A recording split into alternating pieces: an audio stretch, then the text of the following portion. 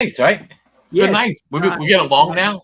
My heart rate's been low. It's been good. My resting heart rate's probably dropped about 15 beats in the last month, so that's a good sign. I see you're still doing the Belichick thing, ripping open the sweatshirts. Gotta rip up. See, look, you're like a copycat because it's race day. Like I could do the same thing too, for my horse racing and have my horse racing hat on.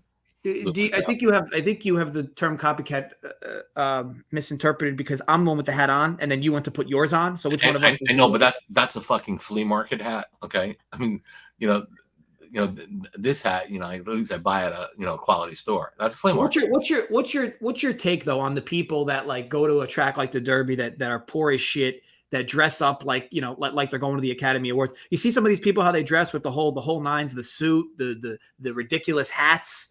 Like the big hats, like the women wear. Like, what's your take on, like, you see somebody like that and you're just like, that's a broke dick, like, or is there more merit to it? Like, did you used to dress like that when you went to the Derby? No. I definitely didn't pay $26 for a fucking mint julep. I bought a Flaskin. I'm not doing that. I've been to the Derby a few times. Live about 20 minutes from Churchill. City's buzzing. Yeah, I mean, it's really weird because I'm not a horse guy. I'm not a really horse guy. But for some strange reason, years ago, Breeders' Cup or Kentucky Derby, they was asking me to do these races, and I kind of watched these races. And I think last year we hit the Super and we did a Belmont, but it seems like I'm always in there, with I'm first and third and fourth, or second, third, and fourth. Last year I got lucky, caught all four of them. So. Yeah, I mean, I'm not a big them people are jerk offs. They don't even, if you took them people that are dressed like that with the hats and the guys that are dressed, if you emptied their fucking pockets, you wouldn't have enough money to make a $10 show bet. That they're broke dicks. They're fucking broke dicks. It's just you have more respect for like the older dude that shows up in like shorts where his dick's hanging out of them, and like a shirt 3 sizes too big, maybe a backwards hat, a cigar in his mouth. Those are the people that you respect. Yeah, no. When I do go to the track, which is very rare, but if I do go to the track, hey, come on, let's go up to the clubhouse and have dinner. No, I want to go down to the grandstand with the degenerates, the people that don't shower, fucking smoking the stogies, that are fucking hitting the ATM machine. Those are the guys I want to fuck with. Those are my people. Those are my people. Yeah, that's your people. I remember one time. Probably years and years ago, I did a radio show in LA. It was a guest radio show on one of Jim Rome's shows when he first got started. And like afterwards, they went to a Spago. It's just a big restaurant in Beverly Hills. And they came out, and it's like there's a steak. It's like a 3-ounce steak with 1 carrot, with a fucking a clover of broccoli, and then like some kind of design on the plate. And I was like, well, what's this for fucking $96? Oh, this is the so-and-so cooked this. I said, get the fuck out of here. Give me 5 of these. I had to leave there and go to Whataburger to eat. I was fucking starving. Yeah, I'm not one of them like, oh, I'm going to have like escargot, or I'm going to have, what do you call it? The tuna tartare. Yeah, no, fuck that. Give me a bowl of rigatoni with some Italian bread, dunk it in, some grated cheese, a couple of meatballs on the side. I'm fucking good. Forte was scratched? No. Let me get this update.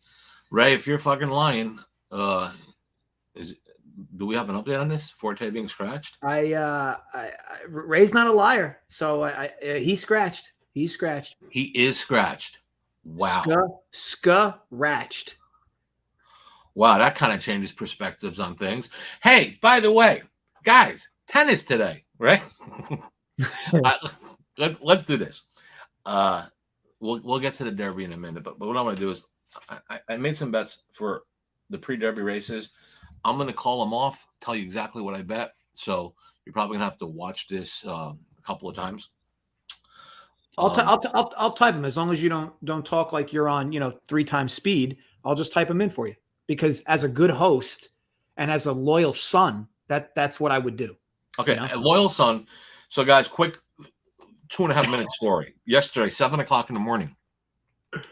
I'm on the phone with JJ. We're talking on the phone, and the conversation is like this. Yeah, don't worry about it, Dad. We'll get him this afternoon with the baseball game. I said, yeah, I mean, I'm really, really big on JJ likes Cincinnati. I liked first half. I liked what did I like? What did I have? I had Cincinnati minus what? You had Cincy first five. I preferred full game. Yeah. Yeah, you had full game. Okay. So I had Cincinnati, and then off to. I said, listen, we'll get the money back on Cincinnati. So my wife walks downstairs and she says, "What fucking tennis match is on this early that you lost? I know you bet in the middle of the night, but Jay doesn't know I'm not up this early." He's like, "Who beat you?" So we got carrots off. We faded the Struff. She's like, "Didn't you take Struff yesterday at plus 4 to 1 odds?" I said, "I did." And he said, "And you bet against him today?" And I said, "Yeah, I did." And he said, "Well, what was the score you lost by?" I said, "Well, the match didn't start." So, "Well, how'd you lose?" I said, "Well, JJ bet it."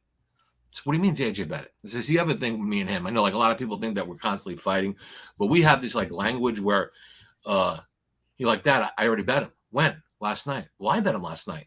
Well, I didn't wait for my email. Well, I didn't wait for, I mean, I liked him. So now we both like him. Wait, what do you with the soapbox stuff? Waiting for you. I've been betting Karatsev the entire tournament. I understand. Like, the fact I woke up out of an epiphany yesterday and was like, I'm not saying that, but I'm saying that the fact that we both had this horse, we had zero chance of winning. Because remember, we're talking to I'm talking to somebody who, Jay, there's a match going on in fucking Korea, Jung against Chung. Correct me if I'm wrong, if I'm lying. You got to trust, man. It's going to be good. Not before same thing. First of all, Jung's a legit ATP player. Like he's been an ATP he says player. That. Here's the thing: you bet these you bet these challenger matches, you can't even get fucking highlights of it. I mean, these things aren't even on TV. There's nobody there.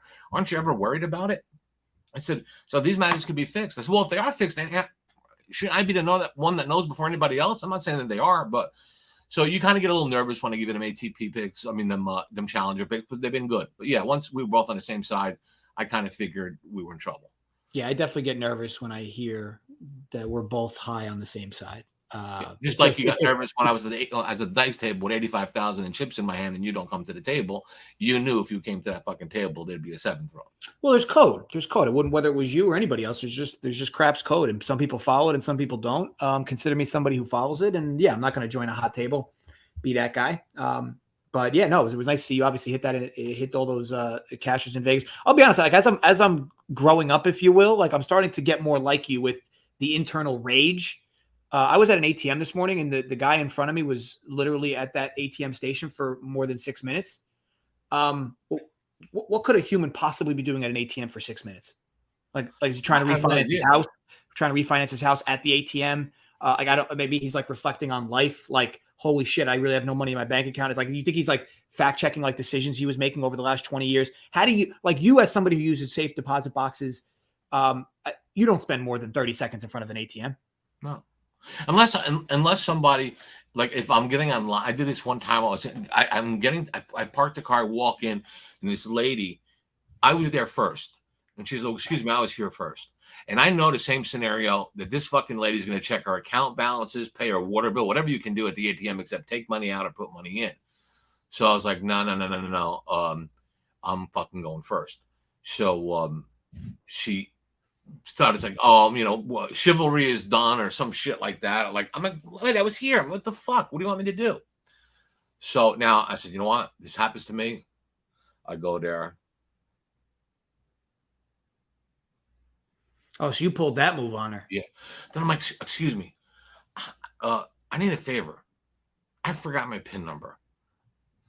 You wouldn't happen to know it, would you? I don't even know you. What the fuck? And I was like, damn, I know it starts with a 1. You're like, let me get the branch manager real quick. You're like, let me no, the bank wasn't even open. The bank wasn't even open. So I'm out there. I'm fucking with it, right? And I'm leaning over. I says, do you know you can buy stamps in an ATM? Comes right to your checking account. Interesting. Are you going to be long here? I fuck with them all the time. 2 times. I had so much rage inside me. It's just like if whatever you need to do at an ATM, is going to take you longer than 1 minute, go to the human at the counter. And if it's closed, you shouldn't even be at the ATM doing whatever the hell you're doing anyway. I don't understand. It's never going to make any sense to me. You're at an ATM, you get money out, you drop a few hundreds in there to deposit if you want, and you get the fuck out of the way. Like to me, it was an uncontrollable amount of rage for me. But I think I'm getting that from you. I never used to be like that. I think that DNA. You know what it is? You're getting your fucking feelings out.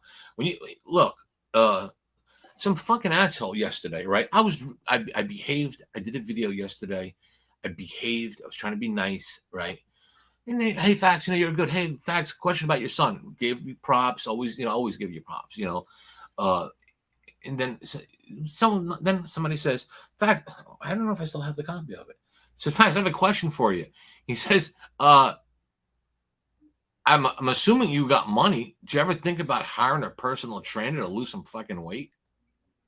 So I'm reading this. I'm like, so I said, well, yeah, I kind of thought about it, but the fact of the matter is, I don't think it's going to do me much good because your moon pie face wife with the acne, 300-pound hips that you got to butt to get the door, can I fuck her 3 times a week and still don't lose weight?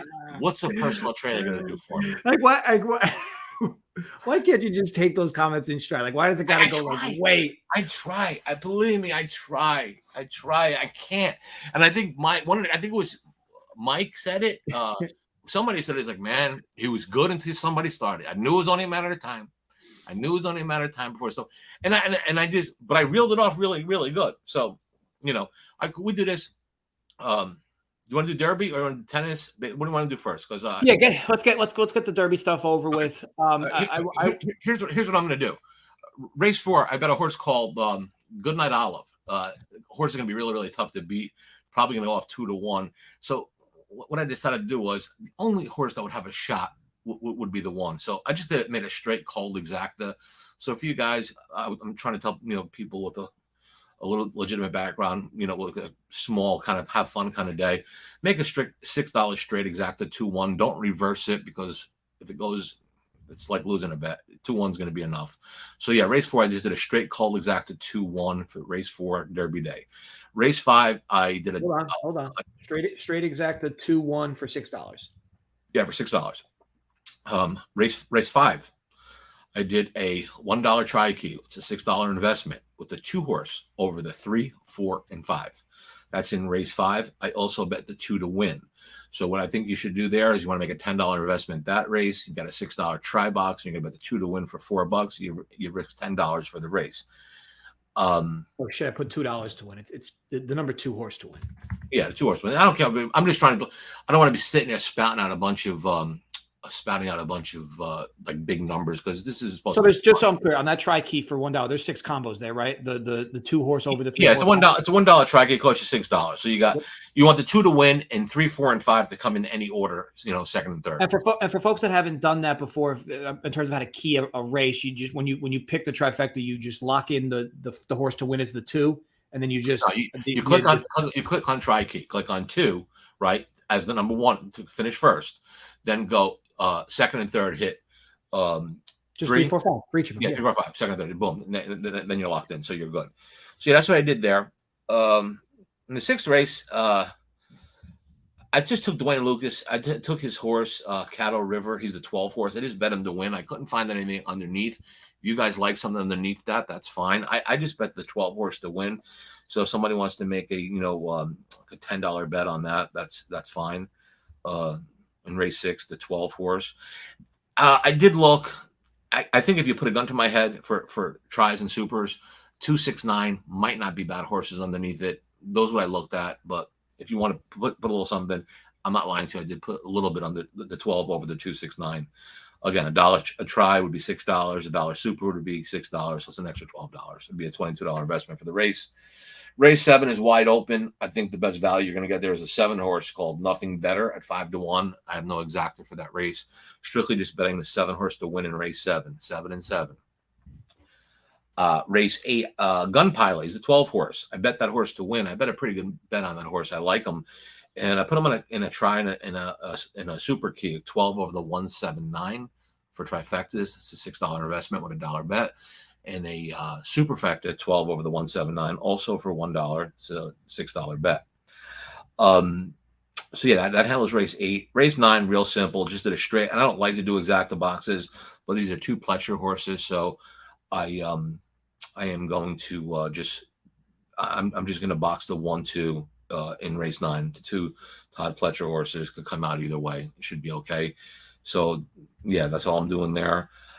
Race 10 is a total pass race. Can't touch that one. There's a 2 to 5 horse. That's probably not going to get beaten. There's no value whatsoever on that. So, And then race 11, I took the 8 horse Santin, Santin, to win, and I put him over the 9, 7, 10. So I got the 8 to win, dollar tri key, cost you $6, 8 over the 9, 7, 10. And I did the same thing with a super, so I could do that. Now we want to talk about the Kentucky Derby. I actually liked Forte to win the race. I did, but I'm going to tell you some horses. Here's the thing. I'll tell you something about these kind of races. The luckiest horse wins the Kentucky Derby. The fastest horse wins the Preakness. The best horse wins the Belmont. The Kentucky Derby, you got 20 horses in a fucking race. It's a stampede. It's like running with the bulls in La Paloma. Okay, it's true. It's true. I mean, so what you want to do is the first thing you need to do when you're betting these races is not try to find out who's going to win. Eliminate 6 or 7 horses that shouldn't even be there. Makes your job a lot easier. So yeah, I could eliminate 6 or 7 horses that probably shouldn't be there. So that now I got to dwindle it down to that. With the 15 out of the race, okay, it makes it a completely different ball game. I would now lean to the 5 Tapid Trice. I think the 6 King's Barn at 12 to 1 has a shot. A Bomb, who I think has a shot at his super, is the 18 horse, a Rocket Can. So initially I was going to use the 15 Forte, providing he wasn't hurt. And the horses underneath I liked were the 5, I like the 6, and I like the 18. So now I've had some horses that did not eliminate. So I think the 3 horses is worth a shot, and I think the 4 horses is worth a shot. How do we play this? I think I'll just substitute the 15 for the 5. I'll put the 5 on top, Tapid Trice, and I'll put them over the 6, 18, 3, 4, 7, 8, just try to catch a bomb with that. Because I say anything could happen here, so you want to try to do some horizontals here and make some money. So yeah, I am just going to switch over and just move to the 5. Isn't it ironic how Joey Work, who is a gambler in his own right, is more or less passive aggressively saying, I don't want to bet horses, I'll just donate to charity. The negative energy troll job from him here, that could earn him an actual timeout. What's your thoughts on Joey kind of like negatively trolling the fact that we're doing a horse video? I don't know. See, here I have very mixed emotions on Joey Work. I respect his work, no pun intended. But I constantly give him props. But I think this deserves.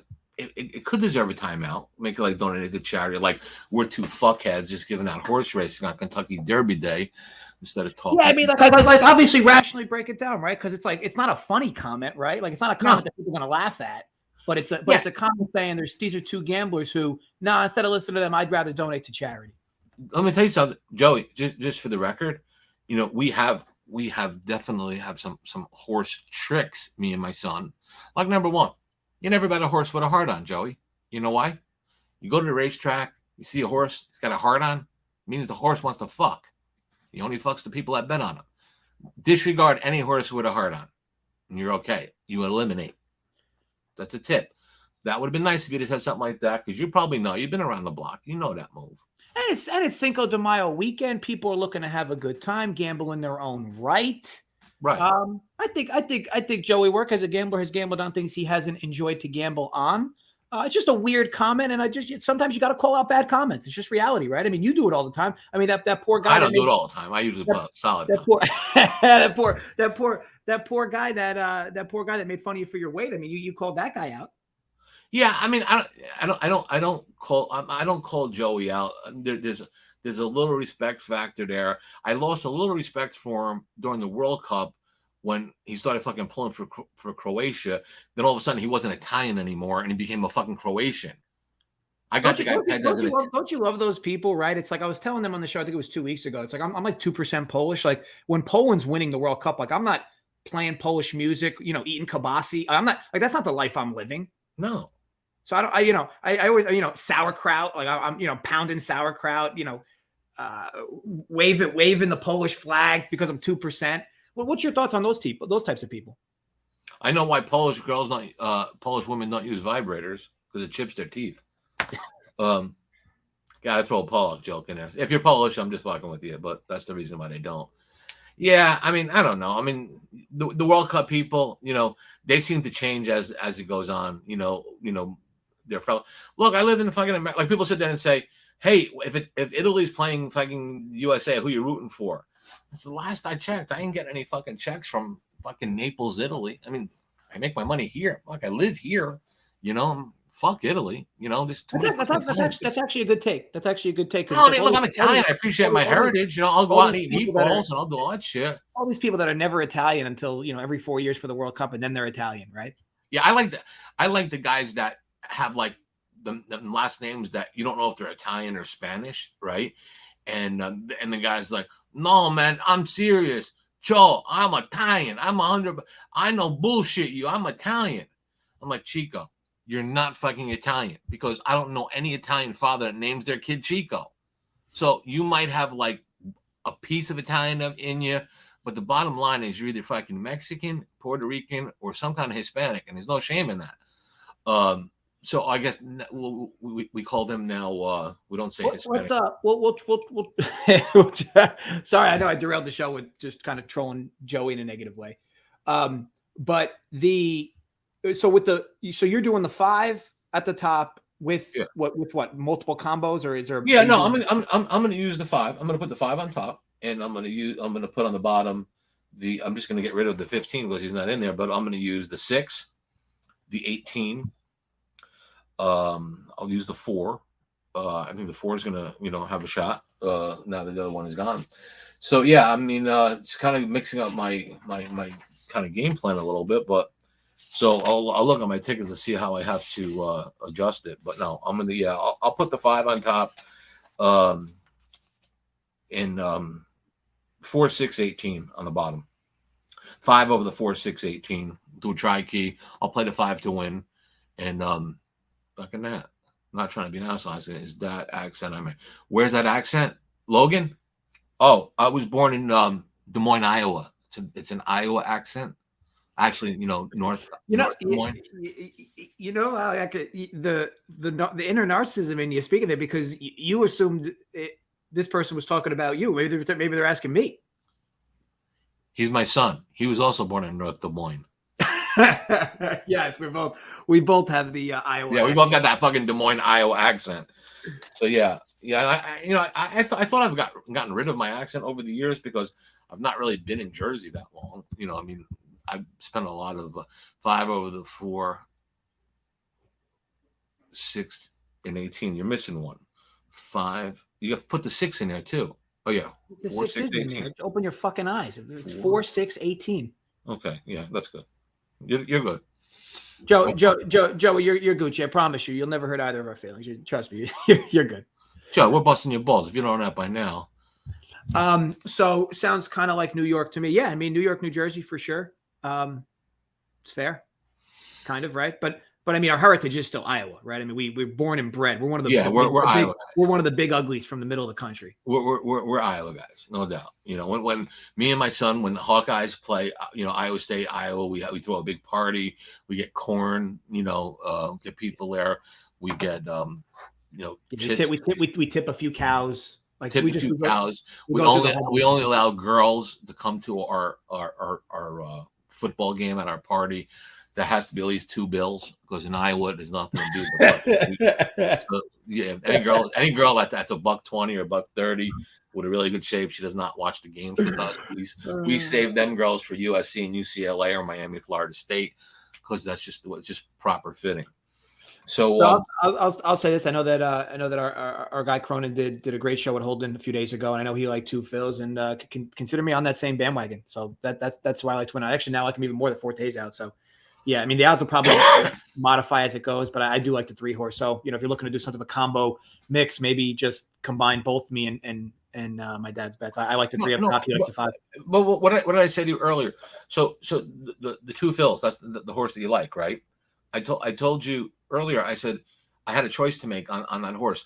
That horse is either going to win the fucking race, or he's still going to be running when the next race starts. he's lightly raced. Only has 3 races under his belt. That could either be a good or a bad thing. Like I think I explained it to you. So generally, a lot of Derby winners have more than 3 races under their belt. This horse has 3 races. 2 ways to look at it. The horse has not been. The horse won't be tired. The horse hasn't been used, and generally by their 4th or 5th race, the races they run in to qualify to get into the Derby is usually their best race. So the 3 horse, yes, he could run his best race here, or the lack of experience with 3 races in a fucking stampede might hurt him. But I wouldn't be surprised if the 3 came in there. I can't bet him. How many could you put in there? The 3 position scares me. That's the only thing is it's too close. 1, 2, and 3. I just don't like playing it that close to the rail with all them horses. But if he gets a good break and his horses, if he runs to his potential and he hasn't peaked yet, he could win. I mean, I'm not going to say he can't. So 5 scratches in 24 hours. Yeah, right. How do you get that kind of shit? I mean, that's just the way it is.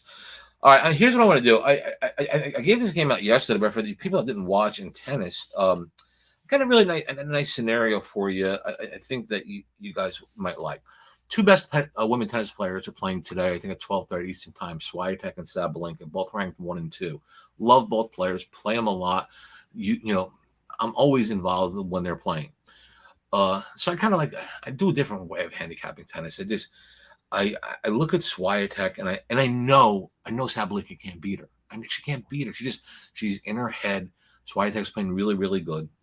They played, I think it was 2 weeks ago. Swiatek 6-3, 6-4. Really didn't sweat it. The time before that, they played 6-1, 6-3, straight set winners. Something really, really crazy. In Swiatek's last 29 matches that she won, in her last 31 matches that she won, 29 of them came in straight sets. She just wins in fucking straight sets. She just blows you the fuck out. So she's a 400 favorite.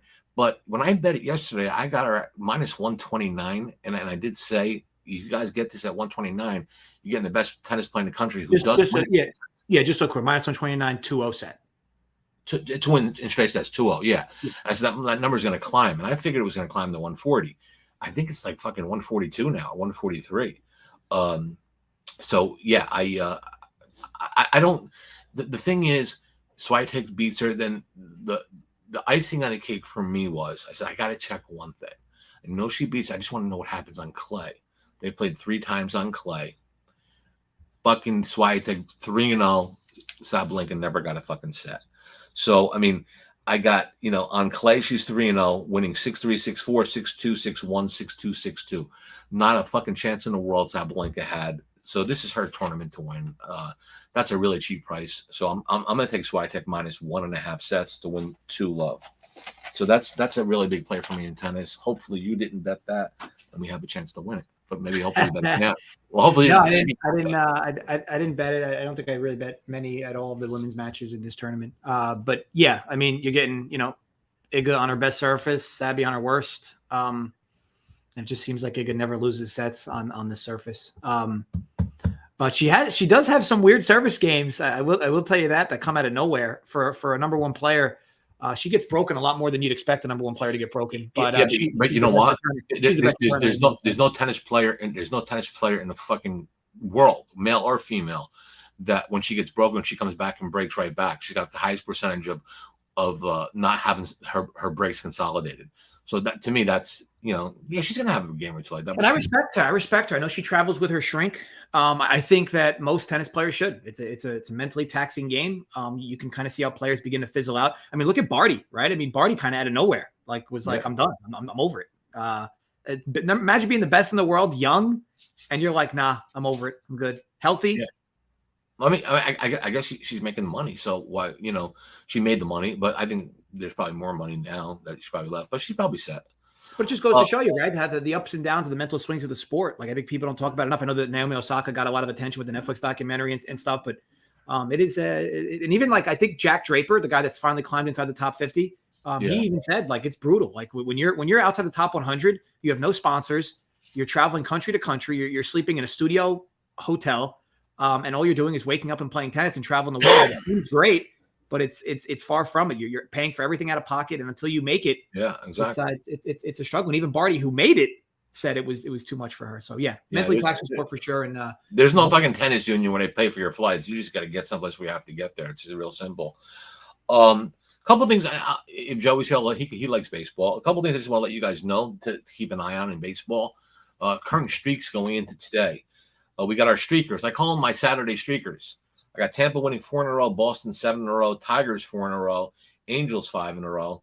And yeah, Tigers are 4 in a row and they're plus 170. That's kind of bizarre. Our losers, we got Marlins 4 in a row, Phillies 5 in a row, Pirates lost 5 in a row, Milwaukee lost 5 in a row, St. Louis lost 7 in a row.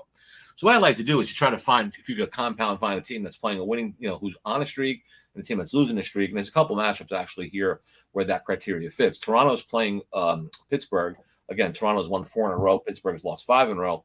Line is only 140. So to me, I think on principle, if you can get a team like Toronto, who's playing well against a team that's playing bad and only laying 140. Toronto's a team generally when they're playing well, you should be laying 180 and 190. I did not bet the game, but I think 140 if you're a streak better on and against, that might not be a bad play. Now here's another one. The Tigers won 4 in a row playing fucking Cardinals that lost 7 in a row. Fucking Cardinals are minus 200. You fucking bet the Tigers on principle. I mean, they're playing really good ball. Again, I didn't bet it. Because I don't really want to bet that many games, and only because I have a really, really good trend going, or something that I like involving Boston and Philly. Yeah, same kind of situation. You're going to say, okay, so he's going to bet Boston because Boston has won 7 in a row and Philly has lost 5 in a row, and yeah, that's probably a good idea to do because I'm getting dog money. But I was looking into this game, and here's something that really piqued my interest. The Red Sox, the winners is 7. They won 7. I look at first 5 because that's what I'm doing. I bet a lot of first 5 inning games. The Phillies' last 5 games in their first 5 innings have given up 46 runs. That is like fucking 9 runs per game in the first 5 innings. They give up a lot of early runs. Okay, that's interesting. They're losing. Do I still like Boston? Boston, the last 5 innings in their games have been averaging over 8 runs. So the average run total in Boston games and in Philly games, whoever wins doesn't really matter. It's 8.5 runs when these teams play. So totals aren't even that high. I'm going to go over 5.5, and that should have been 5, but they threw the extra hook on it. It's a night game, 2 pitchers that give up long balls.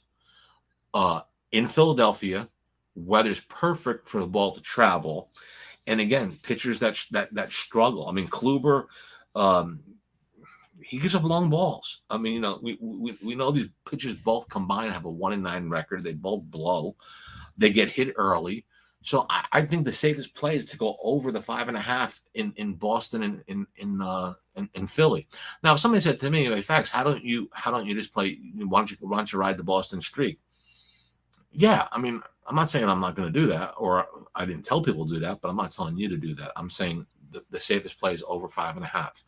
Now, just so we don't get confused on what happened yesterday when I had, like I said, Cincinnati, I said I want them first 5 innings because Hunter Green I only trust for 5 innings. I specifically said do not play them for the game. He's a 5-inning pitcher. It worked out. I got Hunter Green. I got him to pitch 5 innings. I got the win. Problem is he got the loss. Fuck him. I could care less about him.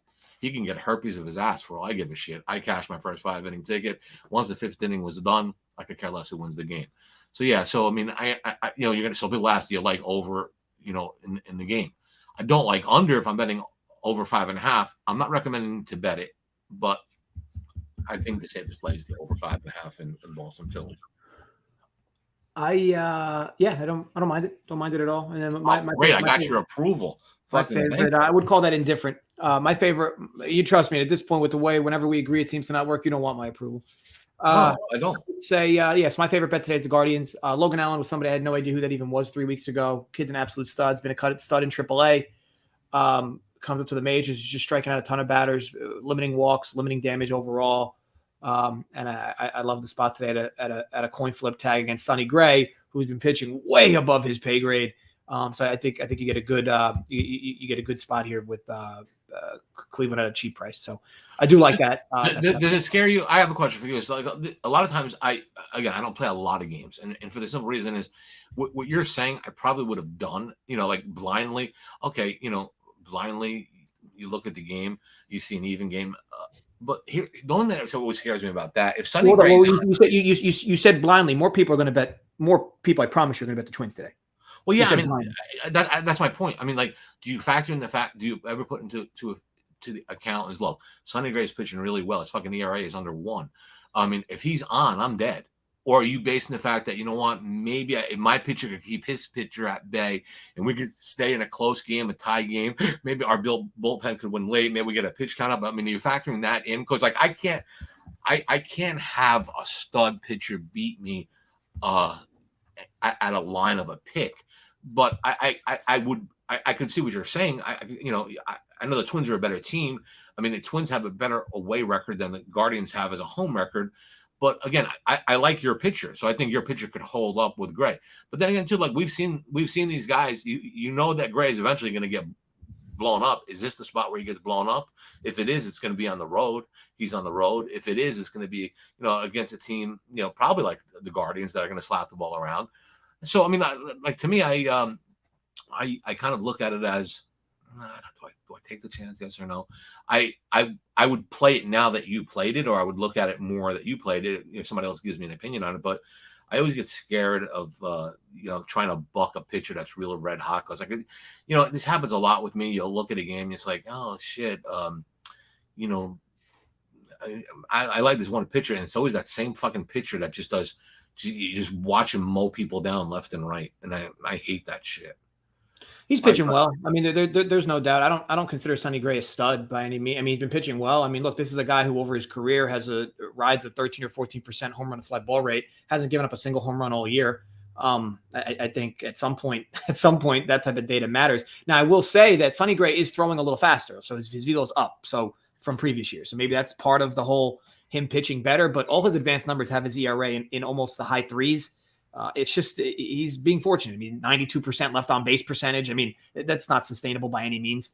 His career is 75% left on base. So these are the types of things. Yeah, regression's coming. To your point, will come this start? I don't know, but I do know I have a very good arm on Cleveland's end. It wouldn't surprise me a low scoring game in that aspect. I definitely have the better bullpen from the Cleveland side. So you want to get through the first maybe 5-6 of the game, being a tie game, 1-run game either way, or whatever the case is, and hope you can win the game late, possibly. Or Sonny Gray just has a bad day and he gets popped out of the box. I can understand that. That's I'm not saying that's impossible. Now I know this is the DFS channel, so I have a DFS question for you. Based on hitting in the park and what I talked about, liking the over in the Boston Philly game, do the fantasy people say, okay, I got a lefty, pitching, I got a lefty pitching for Boston or for Philly, whoever it is, and I got a lefty and a righty pitching. I'm gonna have some carry. It's gonna be a good time to play a game. Are you likely to stack a game like that with players like, say, okay, if I go 2, 3, 4 in the lineup, or you look at, matchups, how like a success match, is that a game you would consider stacking? What I mean by stacking, I'm not sounding like an idiot, but like using 2 or 3 guys on each of them teams or on one of them teams based on the fact that there's a lot of factors that are sending this game into an over spot, a good over. Yeah, so it's all slate driven, right? So that game's part of the night slate. And as I look at the pitchers on that slate, everybody's going to play Strider from the Braves, who's going to be a lot of money. Okay. And then you're not going to have as much money. So people are probably going to more or less go to the Oakland KC game for runs as far as where the bats are. Now, the Boston Red Sox is a good spot. People are going to stack that game for sure. The players in that game, though, are pricier. So it just makes it tougher to build your lineup playing those guys. But people will definitely be playing guys from Boston and Philly tonight for sure, especially your platoon guys, your guys in the middle of the order. And whenever you play baseball, you always have to have correlation. So you always play stacks. Like you always play 2, 3 or 3, 4, 5, right? Because that's how the sport works. But yeah, so to answer your question, yes, people will stack that game. But looking at the slate, even at a quick high level, people are going to play Strider. They're going to pair him with a cheaper pitcher for sure. And then they're likely going to stack the Oakland Kansas City game, which, by the way, that series has had like 40 or 50 runs in the first 2 games. So yeah, people are going to play those games.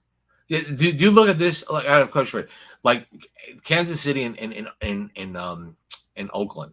I mean, they're both just two garbage teams. You look at that game and you sit there and say, okay, Kansas City's minus 170. A team that's fucking 2-15 at home. You sit there and say, I wouldn't lay 170 on this team. What counterfeit money? I mean, like, that's like one of the things. Yeah.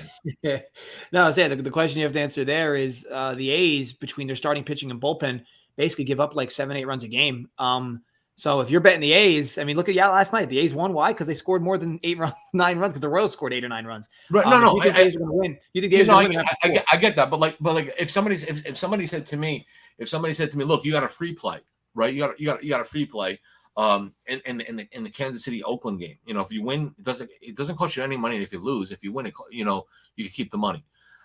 I mean, I would have to take the odds, thinking that, you know, I got a 7-26 team against an 8-25 team. I mean, anything can happen. That's basically got to be a fucking coin flip. 2 pitchers in ERAs 7 and 8. I mean, you know, actually the A's pitchers got a lower ERA than Singer. I mean, I don't know. I think the only piece there is the upside, right? Like Brady Singer's arguably the Royals' best pitcher. And I know he's not pitching well this year, but last year, I don't know if you remember, he went through a spurt where he had like in a month and a half where he was giving up like one earned run over like a very long span. So he has upside in that respect. So I don't this matchup, we could discuss the matchup yesterday with 2 gas can pitchers, but matchup today, Singer's definitely better on for sure. Yeah, I'm saying, but you're not gonna lay 170. You're not gonna lay 170. I don't play that anyway, so I'm a bad example. But yeah, I would think that, you know, that's just a ridiculously high line. I mean, how about like St. Louis? I mean, St. Louis, I'm not gonna. I mean, at some point, St. Louis is gonna turn it around. But right now, if you just keep going to the Cardinals well every day, I mean, that's just it doesn't. Well, I mean, they're minus 200 today. And was it Wainwright making his first start? I mean, you know, it's like, I get it, he's Adam Wainwright, but he was Adam Wainwright like 16 years ago, right? I mean, he's an old motherfucker. Cardinals can't get out of their own way. Yeah, they just can't win. I mean, you know, and the Tigers are playing really well. I mean, I'm not a big Turnbull guy, but he's capable of pitching okay once in a while. I mean, you know, I don't know. I mean, that's just my kind of take on it. I can't believe we're getting along. I'm not cursing at anybody. This is really, really, this is really good what we're doing. We can maybe we could start a new, let's start a new chapter in our video relationship. Where we're being professional and diplomatic with one another, right? Like we're just, you know, just kind of like, you know, hey son, how you doing? Yeah. Wow, your hair looks great today, Dad. What's the product you're using? Yeah, That's incredible. Yeah, you too. I like the cross. You know, things are really good. I was glad to see this. Mellow Facts. The Teen Wolf white hair sticking out of your hoodie look great. I think you've been doing a great job with that. I don't know if you've been dyeing them. It looks fantastic. You know, your calendar looks pretty open, which means it's good. It means you're enjoying life. You know, so the little things, you know, it's the little things. I think that me and you could be more complimentary of one another. We could. I think we can. And I want to be. I want to have that relationship. I want to have that father and son relationship. So speaking of which, I obviously with Derby Day, you get a lot of phone calls, and it's like a lot of the serious people or a lot of these fucking websites. Hey, Facts, got a question for you. Anyway, I can get you and your son doing a video. Not today. Today's a really bad day. And he's fucking busy. My son doesn't have time to do videos on his own. Neither do I. I get the question. So yeah, I mean, so quick question. As far as a handicapper goes, I know your son does a lot of DFS. How do you rate him as a handicapper? I said, I'll be honest with you, he's probably the best handicapper I know. And he's like, well, obviously not including yourself. And I said, well, it's kind of 2 different things. If somebody's following my bets in the course of a calendar year, they're going to get something out of it. They're going to get, if they follow my sons, they're going to get something out of it. I said, my son is the type of person that he's not afraid to take a shot on a NASCAR or golf plus 1,200, plus 1,500. I said, somebody that is looking to turn a toothpick into a baseball bat, follow my son. He's better at it than anybody. If somebody wants the boring, grind out, just make money, you know, not a lot of games. Yeah, I'm better than him at that. But he knows more about sports than I do. And I said that's really the difference. Like people are stunned that I didn't know the Kraken. I didn't know Kraken. Well, I didn't even know Seattle had a hockey team until a week ago. I thought Kraken was a fucking. I have a Bitcoin wallet called Kraken. So when I heard it, like Kraken, what the fuck are they talking about? I didn't even know that team.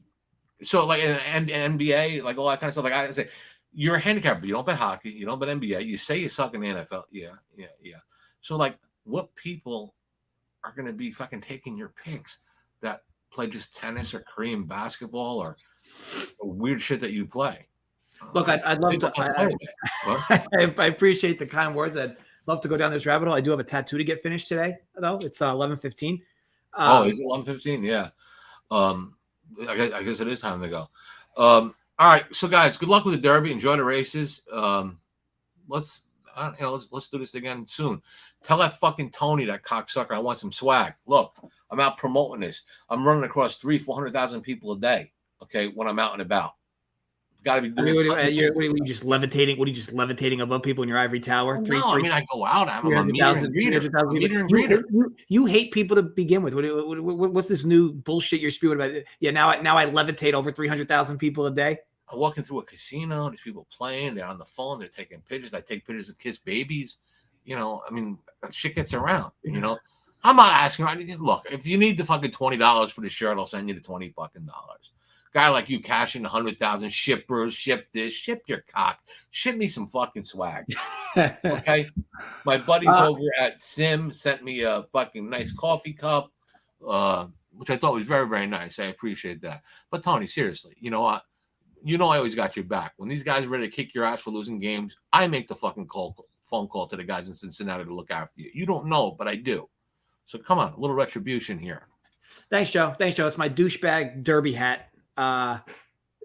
Look, now we got ultra nice Joe. You know, maybe I shouldn't even have mentioned it because I do prefer asshole Joe. I mean, Joe, you might not realize that I prefer asshole Joe. No, actually, I was proud of Joe. I was proud of Joe the other day taking control of the show when you guys were doing it, and he's like, "What the fuck? Let's talk about some business." You and Holden were talking about some shit. Fucking Joey stood up, grabbed his nuts, and said, "Listen, I'm taking control of this." Because you and Holden were drifting. Definitely prefer pre-workout smelling salt Joey. So yes, didn't want. Yeah, Joe, I promise you, it's just a look. Whenever I do go to racetrack, it's not often these days for sure, but I promise you, I ain't looking like the douchebags that show up there. I mean, I always look like a douchebag anyway, but I don't look like a horse racing douchebag. All right, before I go, I gotta say this one quickly. JJ's like 9 or 10 years old, and we're going out. I tell his mother. I thought you had somewhere to be. I have somewhere to be. I don't have time for this. Quick one. Then I'm going. I'm taking JJ. Guys, I got no, because you're not gonna end the show prop. I gotta leave. I thought you had somewhere to go. Well, I do got somewhere to go. What are we doing then? Can I tell everybody to go fuck themselves? Everybody, gamble responsibly. The picks are up in the chat as you need them. And as always, go fuck yourself. He cut me short. He can go fucking get. He should get. I hope you all herpes of his balls. I hope he dies like a leper.